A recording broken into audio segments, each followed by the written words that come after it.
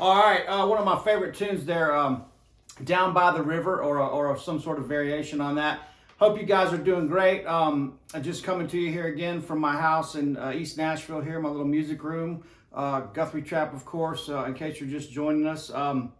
Man, it's been hard to get on any kind of normal schedule for doing these videos, so I hope you guys stick with me. I just wanted to talk about a couple things. Obviously, I would like to start with a little playing. I'm all improvising here and just trying to do something that's musical, man. I mean, it's so funny with this stuff, guys. It doesn't matter what level you're on. Every time you pick this thing up, it's like you're just trying to do the best you can and make something that sounds like music, there's something that I've been noticing with teaching here lately a bunch, and to be honest with you, I'm proud to say that the live gigs and some sessions and stuff are starting to get booked back in, and it's fun to see some stuff on the calendar, and I get to see my friends again and play some live music. I'm so super thrilled about that. But I just wanted to get back to some basics here and just clarify a couple things. And make sure you guys are thinking about these when you're playing, and when you pick up the guitar, try to have fun with it. Don't stop doing the things that you've been doing for the past 20 years or 5 years or however long you've been playing, but just try to incorporate some of these things you're learning from us just a little bit here and there. Take one little thing and try to work on it.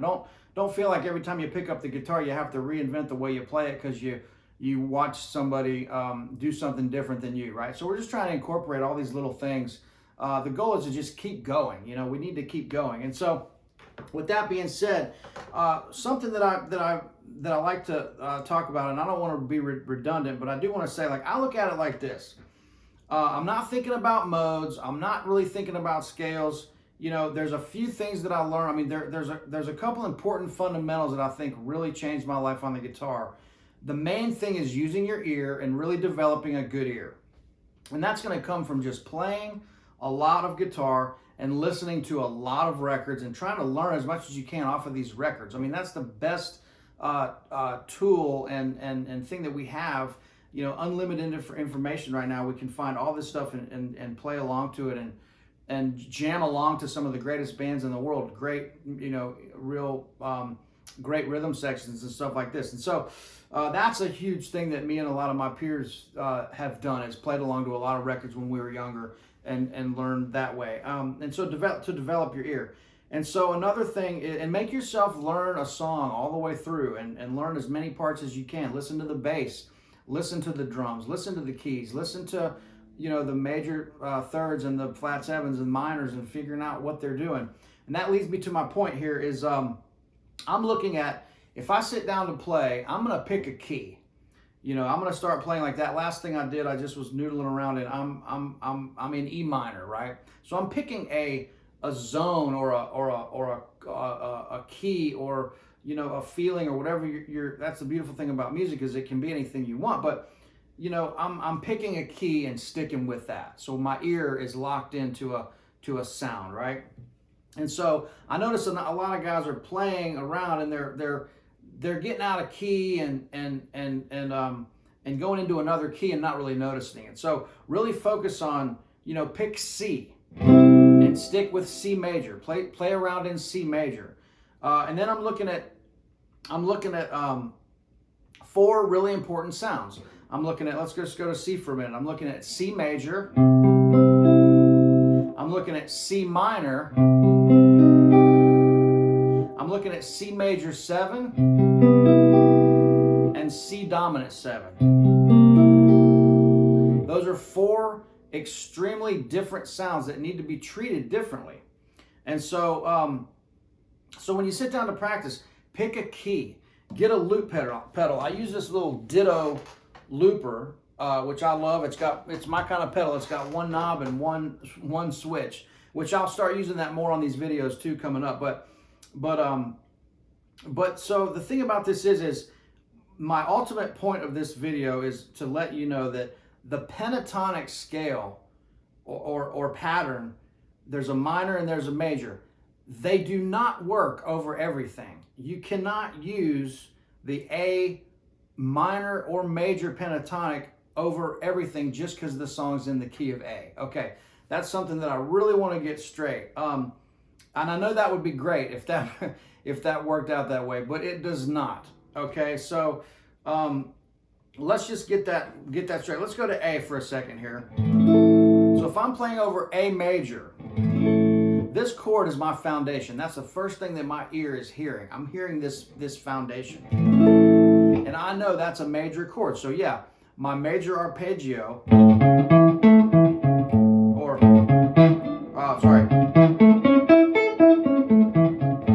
that's going to work. My major pentatonic, next level of framework over the chord foundation. Okay, we have to know that so well that we can do it in our sleep. We have to know the arpeggio, we have to know the pentatonic, and then the next framework over the foundation, the level of framework, is the third, is the scale.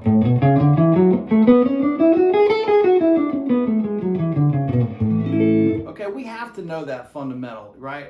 Okay, so we have to know that in our sleep, and you have to know it in all 5 chord shapes up the neck. If you really want to get into this, right, you have to take the time to learn your A, your G shape, your E shape, your D shape, your C shape, and then back to your A shape. And you have to learn those arpeggios and those pentatonics and those scales in every single shape. You have to, and you have to know them so well that you start seeing them in your sleep. And I'm serious. And so once you learn them in that, and once you learn these in one key, you're going to know them in all the keys. The beauty about the guitar is it repeats itself a lot, you know. And so then the other. So okay, so major pentatonic will work over A major.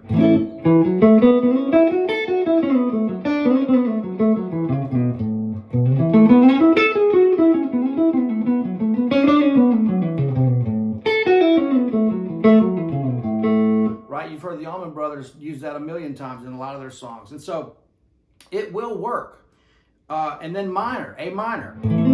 Any triad, flat the third, you get minor. So in a minor, I can use the minor pentatonic.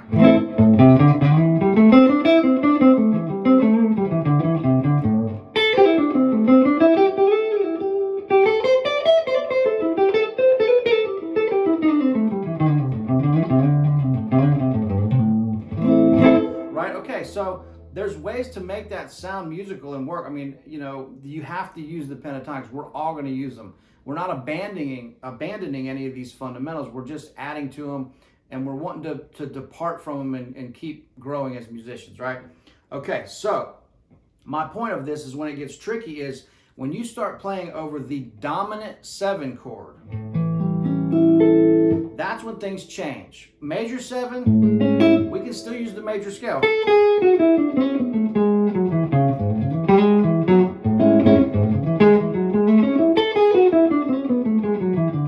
Because we're using the natural 7, the note that changes in the chord. So if I have this triad, drop the 1 a half step, major 7, drop it a whole step, dominant 7, drop the 3rd a half step, minor, right? Every triad on the neck in every key, that's the rule. And that's what I would shed that if I were you. And then, so when we get to dominant 7, that's when things change. You cannot use the pentatonic, the major pentatonic or the minor pentatonic by themselves over this. It's gonna start sounding like you're stuck in the pentatonic box. You have to blend them together. And that's where the Mixolydian, or I like to call it the dominant 7 scale, comes in. We're playing the major scale, but we're changing the notes because one note, because of the note that changes in the chord. It goes from an A, we're adding a G. That's what incorporates the blues to that sound, right?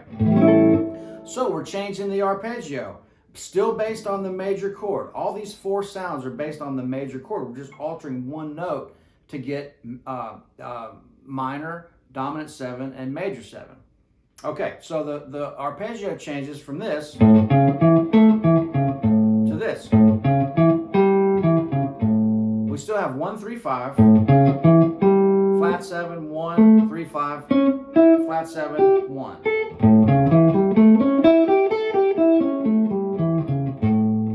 Go to D. Go to E.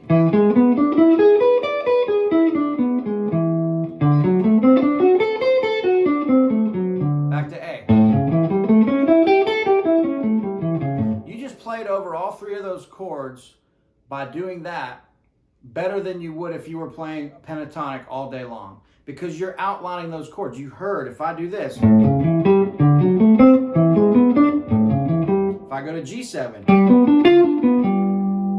C7, F7, E7, back to A7. It doesn't matter what chord you're playing. If you go to F sharp 7, you're going to play the same arpeggio for that chord. It's a dominant 7 chord. So the scale becomes this.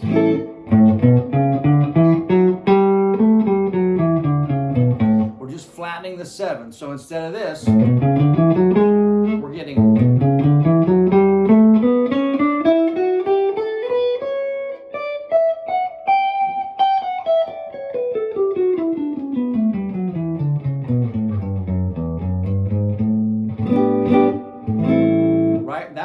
That's where it gets into where your E minor 7 works over A7, G major 7 ideas work over A7, because all this stuff is related. It's the sound you're going for.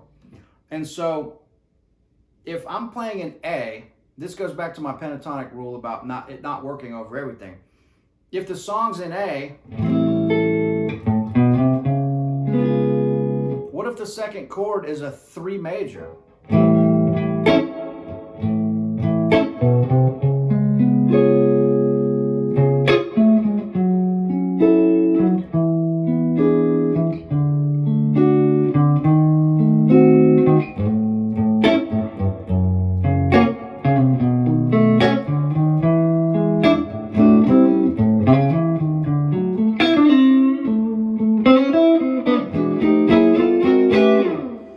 So what if somebody throws that chord change on you?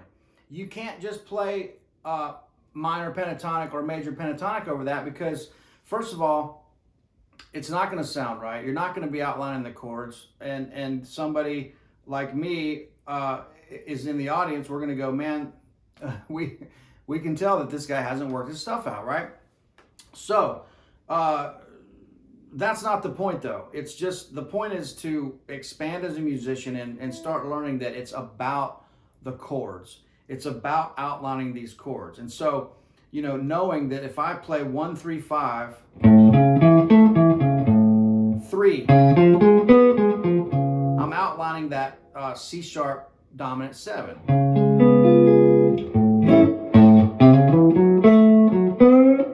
I might play a little major riff over that A chord, right?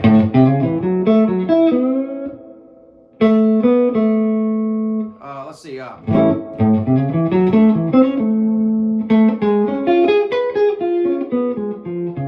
Right, so right to that, you know. Let's see.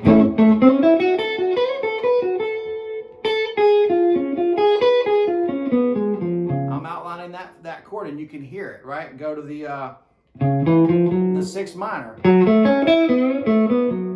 And I'm targeting chord tones. Of course, I'm improvising and using scales and all this stuff because, you know, I've been doing this a long time. So the shortcut is learning the chords and the information around the chords. That is the shortcut. And then spending a lot of time doing it, because there are no just black and white answers here. It's music. So everything's changing from song to song, from chord to chord. And so my point of this whole thing is that you can't think like, okay, I'm just going to play A pentatonic, either minor or major, over A because that'll work. That's not the way to look at it. It's a little bit more serious than that, really. If you want to get down to it, it takes a little bit more effort than that. And so that's the bad news. But so you see what I'm doing. I'm breaking these down.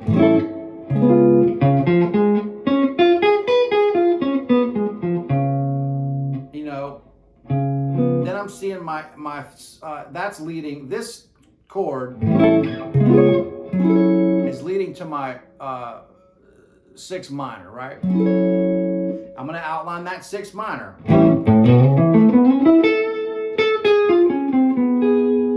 Right here. I'm using a chord tone. Right into the pentatonic.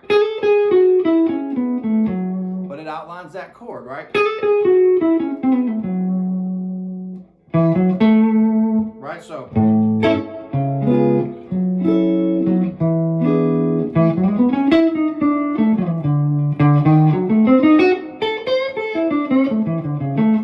That little 5 passing chord to the 4, then the sharp diminished.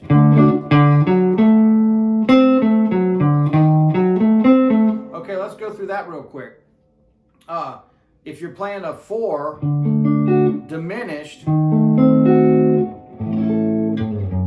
we went like around the horn, 1, 6, 2, 5, 1. But the 4, you hear that all the time, right?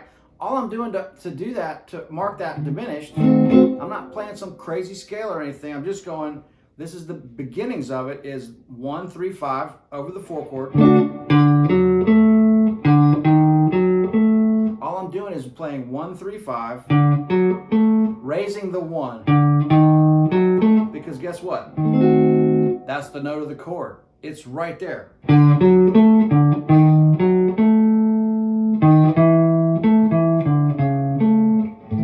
Right back to A. If I want to play it a little fancier, I'm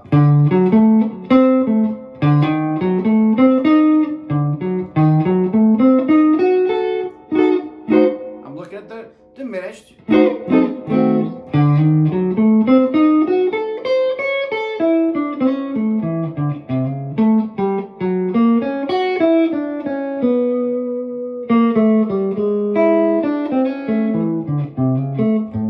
So that 4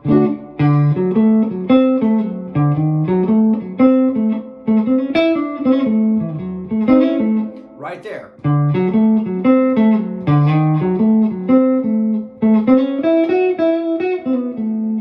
Back to A if you want, right? If you want to keep going.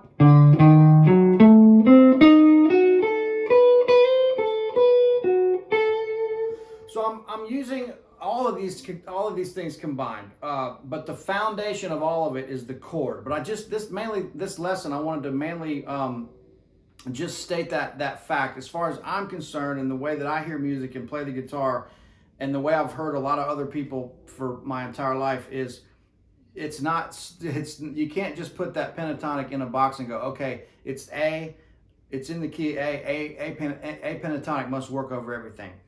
It really doesn't. And so as soon as you're thrown a chord that's out of a little different than just your 1, 4, 5, it's not going to work. And so that's what I wanted to say.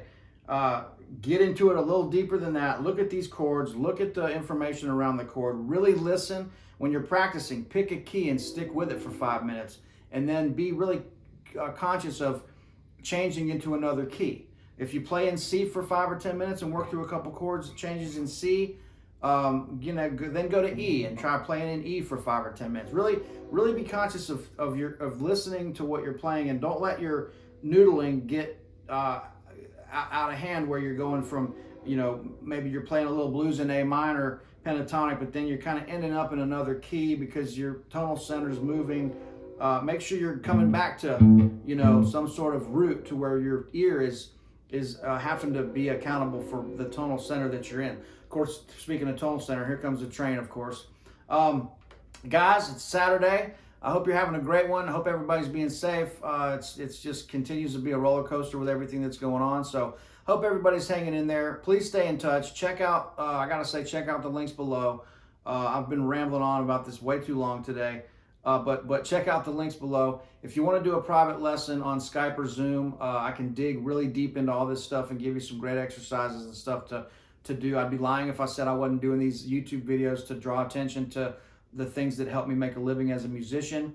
I'm really lucky to be able to do that, and I want to share my knowledge. And Artist Works is amazing curriculum. I know you see a lot of comments on that. People are learning a lot, and that's a real... We spent over a week filming literally all day long, from how to hold the pick to everything that I know how to do on the guitar up until that moment. And so check that out. Thanks a bunch for the support, and I will see you guys real soon. Thanks again. Bye.